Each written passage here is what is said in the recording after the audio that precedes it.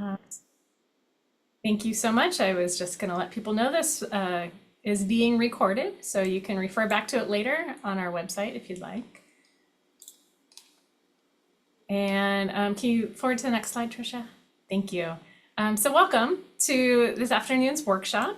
My name is Rachel Borchard, and I'm a member of the Washington Research Library Consortium's Textbook Affordability Working Group, the sponsor of today's program. And I am joined by another working group member, Tricia Clark, who will be speaking a bit later.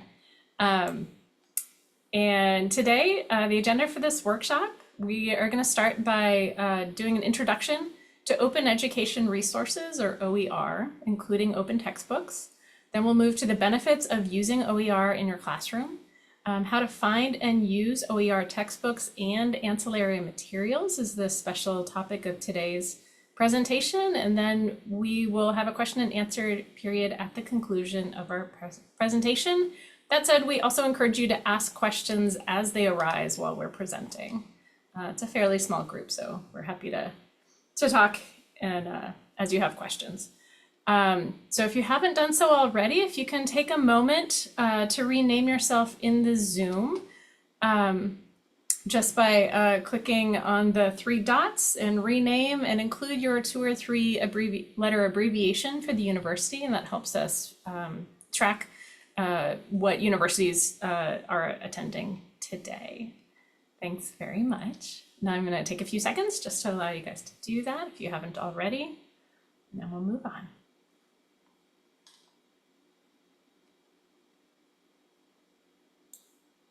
All right, next slide, please.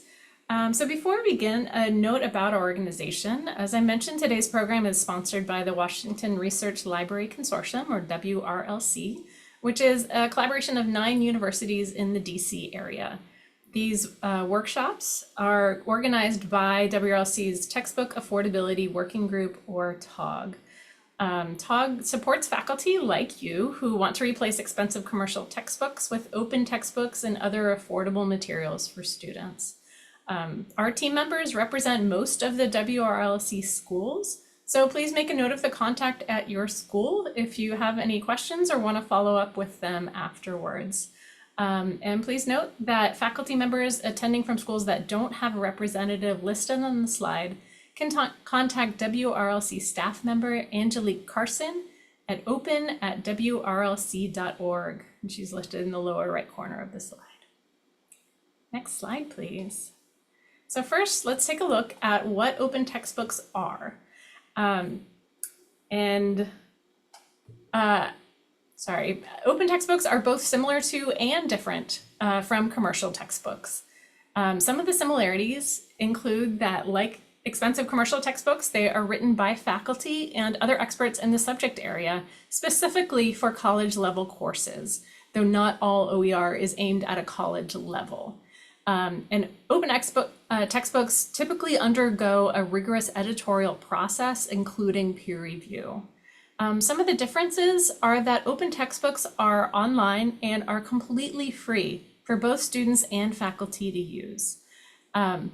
Open textbooks have flexible licenses called Creative Commons licenses, or CC BY licenses, which give you a lot of flexibility in how you can use and adapt them, and we'll talk more about that on the next slide.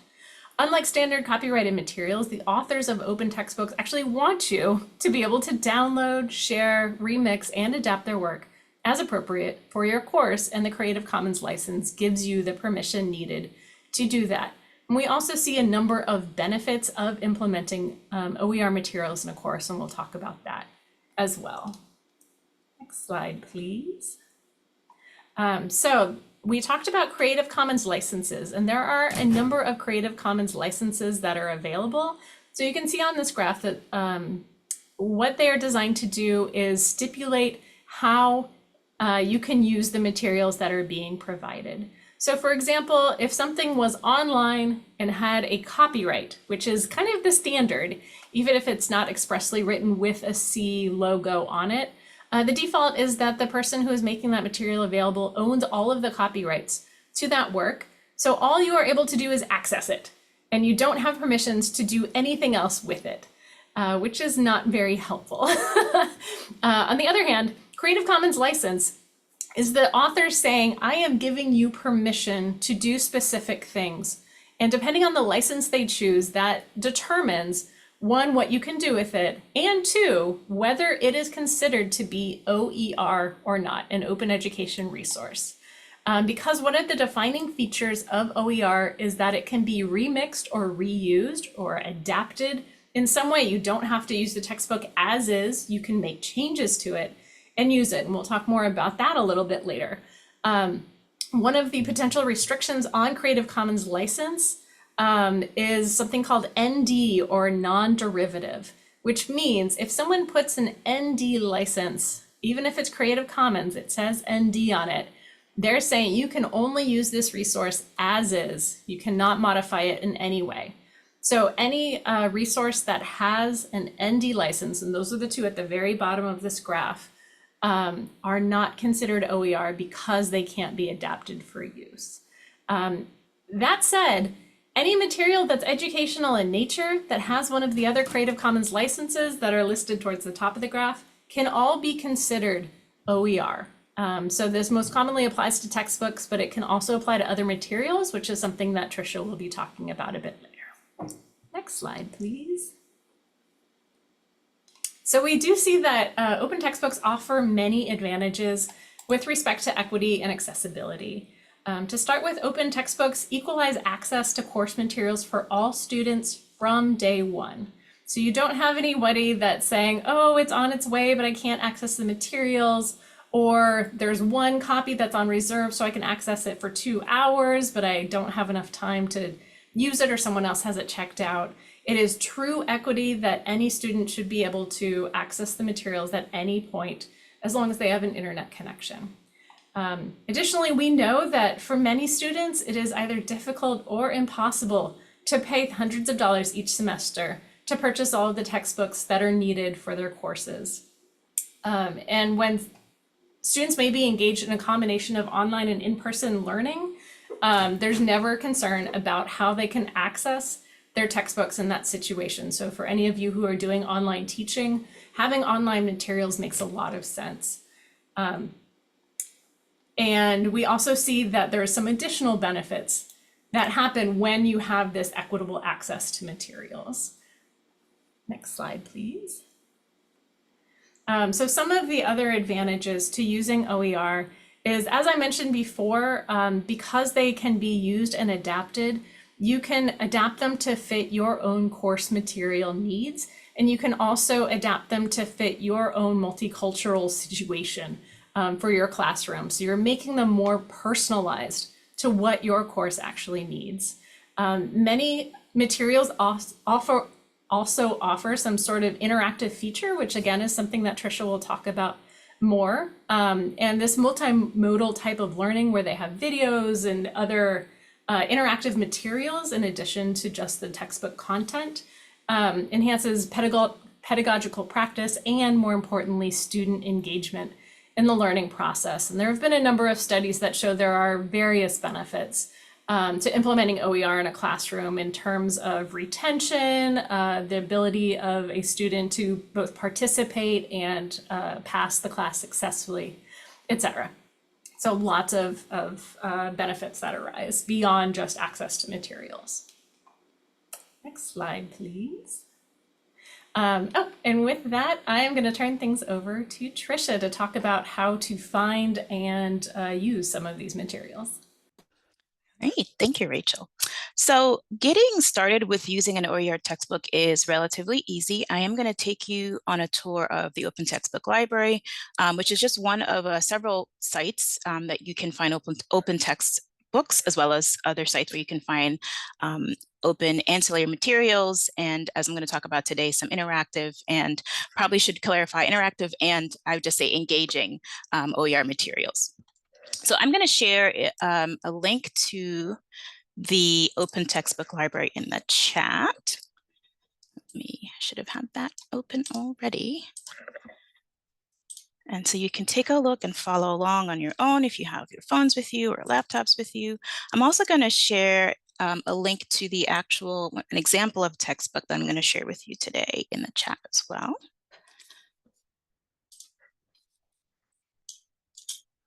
Okay, so the, let's click on the link. Okay, here we go. All right, so the Open Textbook Library, as I mentioned, is one of a number of places you can go to find open textbooks.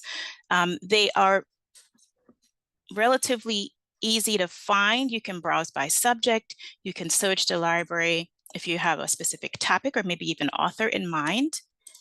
I clicked too soon. So this book, you see the title here, the Exploring Public Speaking, the 4th edition. What's really great about this is that many of them lay out the table of contents for you up front like this. So you can take a look and see what the content looks like and whether or not this book is suitable for the class that you're interested in. You have access to these books in various formats, so PDF, Microsoft Word, of course, and then there is the option to see what kind of CC license it has. And if you have questions about the different CC licenses, you can click on this link right here, and it explains what those different licenses allow you to do and not do with that text. And then I think one thing that's really interesting is that it allows you to see the different reviews. So these books are reviewed by other by scholars, by other academics in different disciplines. So you have the opportunity to see that other people are using these books and making use of them, that they're valuable, and you have access to the information about the authors, the contributors of that book as well. And of course, it's helpful to have a quick summary of what the book is about. You do also have some books with ancillary material connected, so you'll see links to that directly on that homepage. So if you clicked on that, it'll take you to things like interactive quizzes if they're available, images, the appendices, and all of those different aspects of certain textbooks. All right, let's get back to our PowerPoint here. So next slide.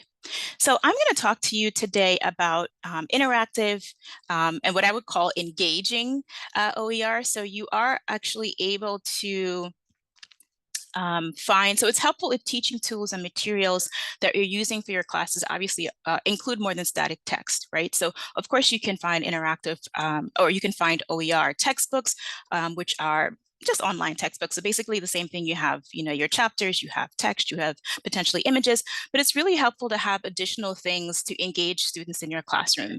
So think about interactive OER things like virtual flashcards, animations, and other multimedia resources like video and audio, podcasts even, right? So you can find this kind of material in some OER textbooks, but you can also find many examples of interactive or engaging ancillary OER just separately on their own. So interactive OER, like I said, can include things like virtual flashcards, animations, video, audio, and other engaging activities. So today we're going to focus on identifying interactive OER and engaging OER content, but you can also learn how to create your own, which would of course be a separate webinar. We are not doing that today, but you can do that using a platform like H5P. So I'm going to just briefly show you what that platform looks like, and it gives you a chance to create engaging content using HTML5. It's a platform for that. And the reason I'm actually mentioning this today is because knowing what H5P is can sometimes help you identify interactive elements in OER textbooks and in other resources. Okay, so I'm going to go to Pressbooks and give you an example of interactive OER in a textbook. So what is really great about Pressbooks is that they have curated collections, and they have a curated collection specifically for interactive OER, which is super simple, super easy, right, and helpful. And so it provides you, right now you have 9 results, but it provides you with a list of textbooks that have, as you can see, H5P activities. Like it kind of upfront outline some of the activities that are available in those textbooks. And I think one of the great things about a lot of the directories, OER finders that you may have been familiar with before is access to filters. So like we tell our students when we go into the classrooms using catalogs and databases, filters are going to be your best friends. It helps to reduce frustration, helps you identify the things you're looking for in a bit more precise, maybe even faster fashion.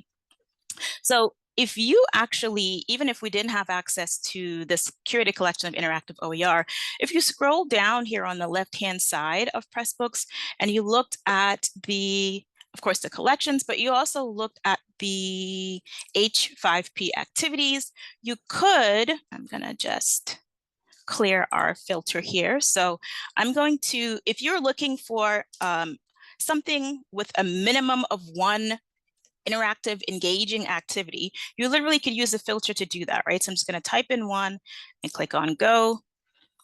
And we have 2,289 results. That's a lot. That is a lot of results. You can further filter that, obviously, for particular disciplines, the things that you're looking for. But it's really helpful to note, as I mentioned, H5, having some knowledge of what H5P is, or at the very least, that it's a platform that allows you to create or that hosts these interactive activities. So, of course, you have a ton of results you can go through. You can select the books. If you clicked on the activities themselves,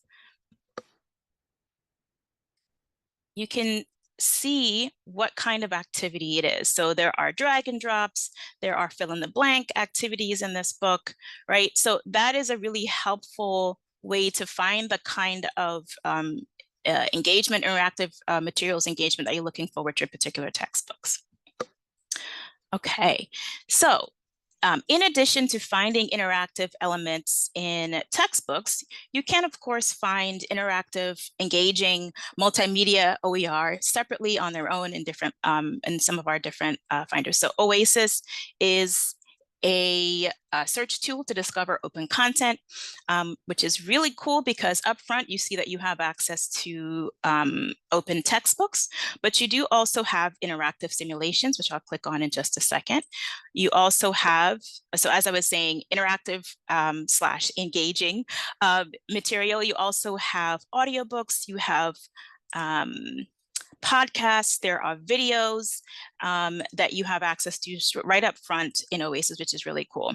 So if you click on interactive simulations, again, you have your filters. You can go through and select the subject you're interested in finding something for. This grocery comparisons, I think, is actually really cool. It is a math related ancillary material, but again, you have the ability to upfront find the kinds of interactive materials that you're looking for. You can even take a look at the licenses that are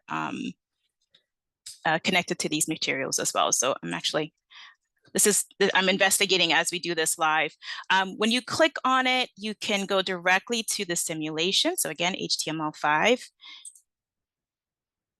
And there you have it. You have simulation or an interactive activity that you can use in a classroom. This is super cute. Look at that, as a racing lab.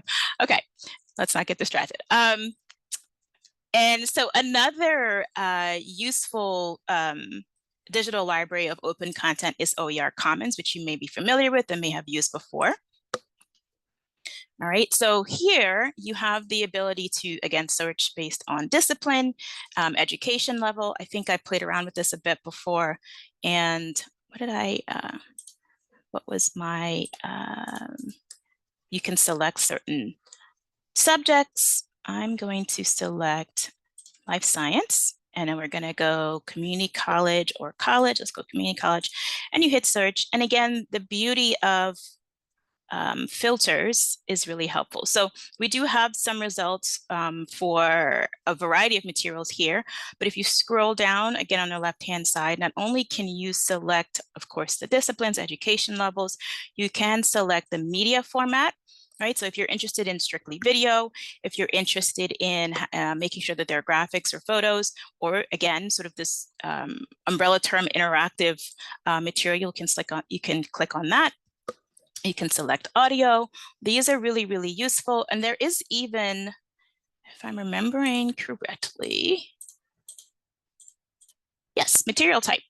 So not only can you find various kinds of ancillary materials, so quizzes, activities, and that sort of thing, there is another option to select interactive here, simulations here, we could, right? And that informs the results that you get. And let's see, let's select interactive. Oh, I got lost in my and then my many options here. Here we go, interactive. Okay, and there was a cool, I should have saved it. There was a link to a bridge activity that I thought was really interesting. But so again, you have a combination of interactive material or resources, meaning things you can use where students are clicking and moving things around and making selections in the classroom. There are also, again, there are videos. So although they're not interacting directly with videos, it's engaging. It's not static. It's not just text in the textbook that you're flipping through. There are audio, there are podcasts. There are many different ways to engage students using OER materials, free, accessible, that can be really helpful for your classroom. And then I'm going to go back to our presentation here. If nothing else, and I always say this in classrooms too, ask questions, right? So reach out to your TOG representative if you're feeling overwhelmed with the options that you have. And I didn't talk about this, but you can also use Google, smart searching with Google to find things like video, right? To make sure, but making sure that the resources that you are finding are in fact considered OER, that they are able to be used freely, distributed freely in your classrooms. If you ever have questions about what kinds of materials you can use in your class, this is a perfect opportunity to reach out to your TOG representatives at your school, or just to email, at open@wrlc.org if you have questions about finding and using resources that are interactive, engaging, that you can use in your classrooms. And with that, I will end there and leave room for questions if you have any. And feel free to either unmute yourself or you can ask questions in the chat. I think I do see some. Oh, thanks, Rachel, for dropping those in there. Are there any questions? Trisha, while we wait, I have a question for you. Yeah, of course. It seems as though searching Google for H5P with like a subject or, activity that you want to do might be a good way to supplement searches in the other places that you showed. Yeah, good to know. Sometimes, I mean, we all use Google for for a number of things, right? So knowing shortcuts or, kind of tricks to use Google in a more directed way is really, really helpful. So yes, thank you for that. Rather than going directly to the catalogs themselves, or I'm sorry, directly to the, catalogs, directories, things that we can use to search.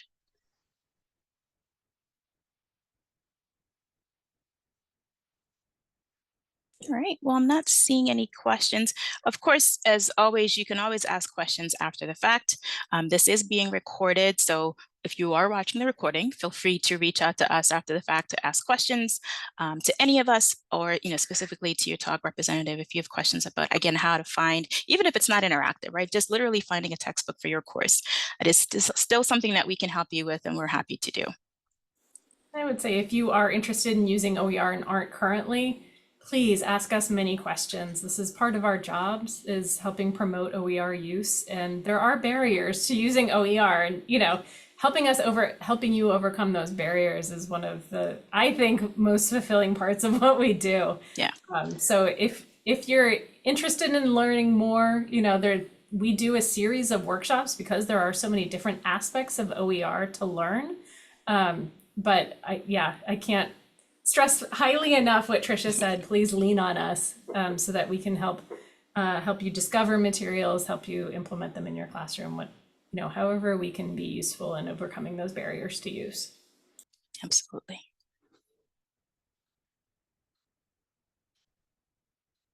Okay, well, if there aren't any questions, thank you very much for attending today, and we hope you continue to join us for our upcoming webinars that are happening, I believe, next month and the month after that, this semester.